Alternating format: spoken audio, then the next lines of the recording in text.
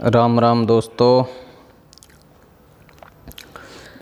आज एक नई कहानी लेके आया हूँ, गांव की खुशबू। एक बार मैं किसी गांव में गया था। रात ज़्यादा होने की वजह से वहीं रुकना पड़ा। किसी के घर सोया था। सुबह उठकर देखा तो एक बुजुर्ग आदमी अपनी खाट पर बैठकर हुक्का पी रहा था।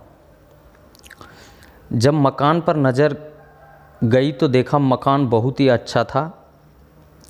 छत की टंकी पर एक पुराना हल गड़ा हुआ था।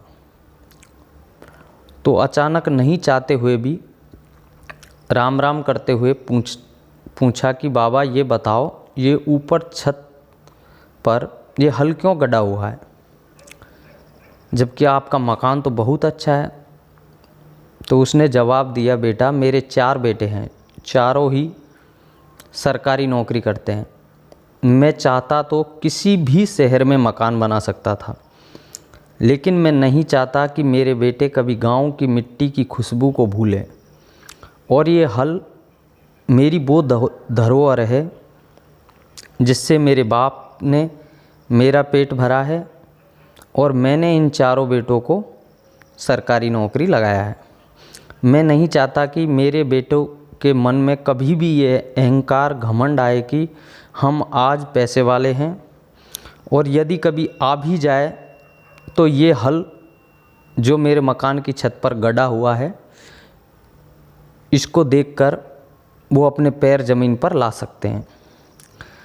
जब कभी भी उस बाबा की याद आती है तो ना चाहते हुए भी अपनी सभ्यता, संस्कृति, वो बैल, वो भैंस, वो भैंसों का चराना, वो तालाब में भैंस की पूंछ पर पकड़कर तैरना, वो सफ़ेद तौलिया, वो बारात में बस की छत, वो अपना गीत, वो संगीत, वो गांव के लोग, वो गांव की मिट्टी,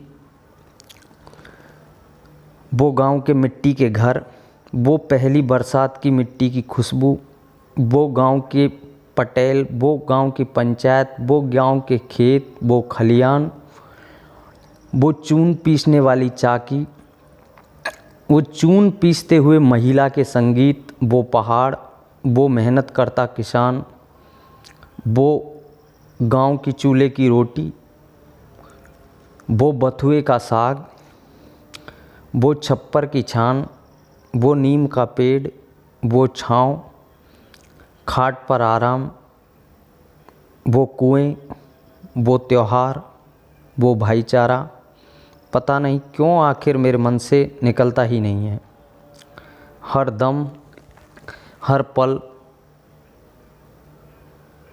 बोलती है या सोचती है कि सब कुछ बदल चुका है, पर अभी भी आप